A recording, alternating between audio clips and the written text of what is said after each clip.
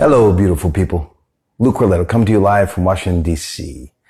And first, in order to support as many people as possible, I have, should be right under this post, given access to a course, a little mini course called Reframing Stress. So I thought it would be really appropriate in this time period to give that away. So that's a course that normally it's a paid course, mini course, but take it, use it, implement it, pass it on to your friends and relatives, right? Nothing to buy, it's just a gift. I wanted to share that with as many people as possible to do my part, right? To pay it forward. Another thing to do my part is speaking up here. Boy, there's so much that I want to speak about. Some of it, I don't think most people are ready for or want to hear. So I'm going to keep that to myself. So I've been working on what's most appropriate to allocate. Yeah. So what I'd like to speak to is this. One of the big things that I work with my own life and with my clients and students is manage your environment. And especially nowadays, right? It's really important to manage your environment, right? This environment, this environment. So what do you put in here? What do you put in here? What do you put in here? Important to my heart. And so I personally don't listen to the news or read newspapers at all, like even during this time period. Yet I'm still informed. How does that work? Well, I'll have to explain that some other time. But I don't let all that stuff in. I don't let somebody else's perspective. That's based on fear. I listen and learn from everybody, as many people as I can. I don't mean that. I'm not listening to stuff that I know is not true to who I am or what's real in my reality in my consciousness.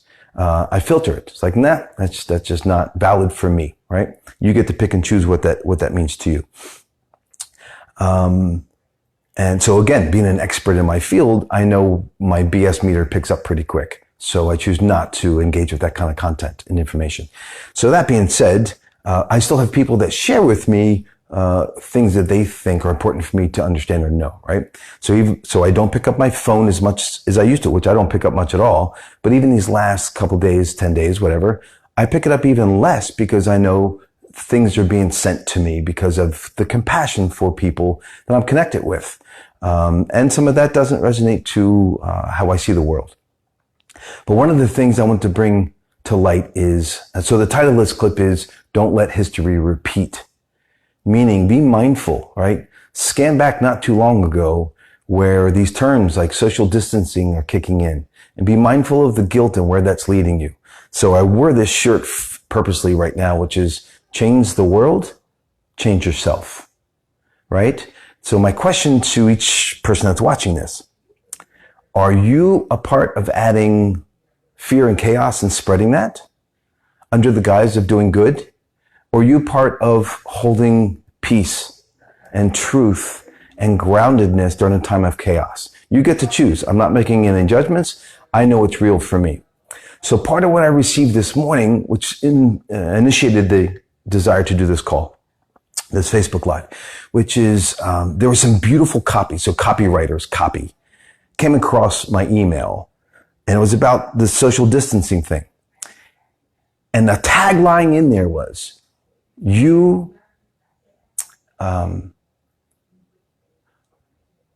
what was the tagline? Sorry. The tagline was something to the effect of, you will always remember how you acted during these times. Make sure you'll be proud of yourself. I'm like, wow, beautiful copy. Yet it was, for me, really guilt-driven. And from the place that I see the world, really fear-based as well. So it's that kind of stuff where it sounds good on the surface, right? Do the right thing. Agreed. I agree with that. But what is the right thing? So for me, what if, let me just put this out there. What if social distancing isn't necessarily the right way to go right now? So for me, I am proud that I'm living my life the way I've always lived my life and will continue to do so. I keep traveling until life says, economically or whatever, something happens. But in the last many weeks, I've been in California, and I'm in DC, in Virginia, North Carolina, Costa Rica, a lot of places. And I personally haven't met anybody that's sick, and I'm not sick. I don't wear gloves. I don't wear masks. Now, that's not socially acceptable right now. I get that. Yet, it's the right thing for me to do because I understand how illness and sickness works. It's my expertise. I'm not an infectious disease expert. I'm a health and wellness expert from a different dimension. Yeah, from a different perspective. So, so I'm just asking people to check in. Don't let history repeat. Are we starting to alienate and be afraid of our neighbors, right? Or are we staying grounded and connecting deeper? So even if you're in an area in the world that you're in lockdown and you technically can't go out, great. You don't have to separate yourself from your human cousins and relatives. Stay connected, right? In a way that's whatever's appropriate for you. Be a part of the change, part of the solution. Please spread love and not fear. And there's so much more, but I'm having to curtail it right now. So history will ask. You will remember. I agree with that statement. You will remember how you acted during these times. Will you be proud of it? It is a great question. Don't be led by guilt and fear to not act according to your inner nature. Yeah. So in a few moments, I'm going back into my live event where we literally start off the morning hugging, kissing, shaking hands with no gloves on, right? I'm not making that wrong for you. I'm just saying because I don't wear gloves and I'm not wearing them now because I'm healthy. And please remember how it works, right? And another little side note for something really practical that people don't understand. When you keep sterilizing your environment, you're actually making the ecological biology in your environment stronger. So is that really what you want?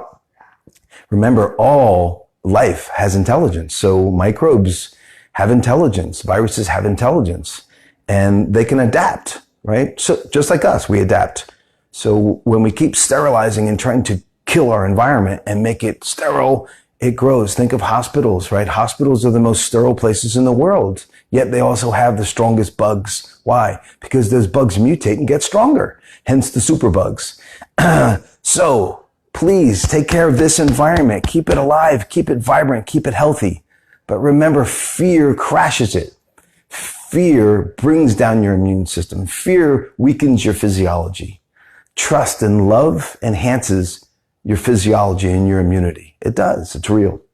So until then, abundant blessings. Peace.